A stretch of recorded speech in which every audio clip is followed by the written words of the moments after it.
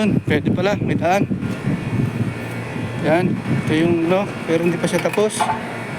Oh. Ito guys, yung coffee shop. Yan, may mga wiring na ginawa na ng mga Pilipino. Saan ipipwesto. Siguro dito yung coffee shop, coffee machine. Tapos mga microwave. Yan, yan. Preparation area dito. Tapos dito yung lababo. Yan. So, pwede rin dito mag-prepare. Yan, maglalagay po dito ng parang sink. Yan, dyan. Dyan po yung sink. Yan. So, ito yung pinakang counter. Yan. Ito yung pinakang counter.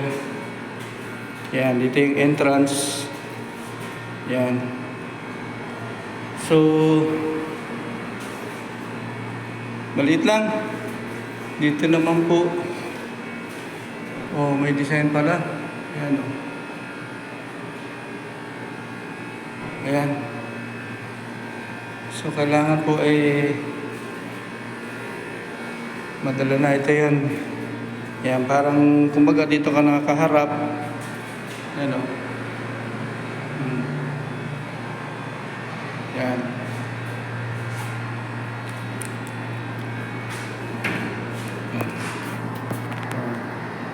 Dito yung counter. Yan. Oh.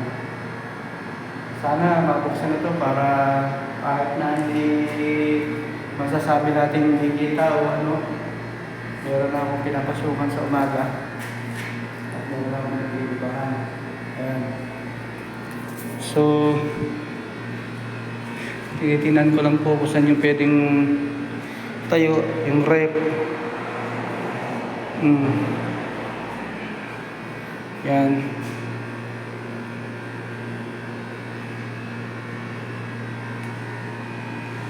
Oh. Tingnan natin po kung anong mangyayari pagbukas na siya.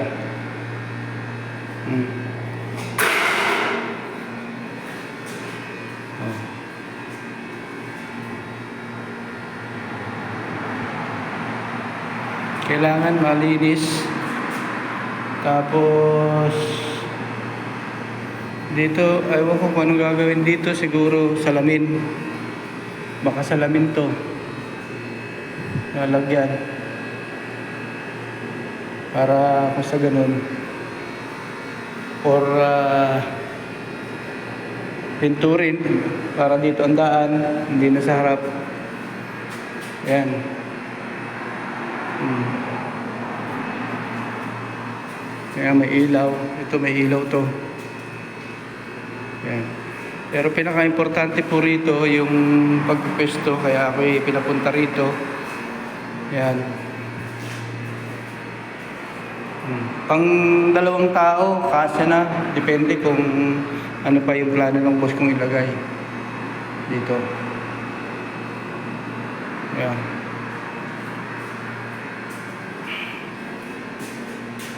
So guys, bali update ko kayo pagka malapit na ulit tayong magtrabaho dito. Sana po mabuksan na para hindi po ako na-stress sa bahay at mayroon na akong paglilibang pagka sa araw. Kahit pa paano maasa ulit yung aking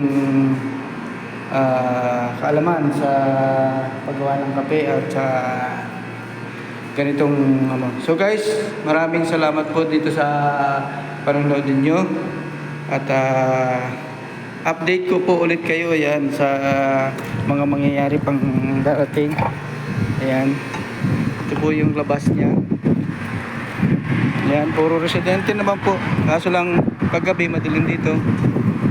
Ayan.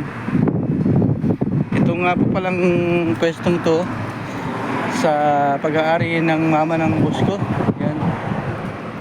Oh.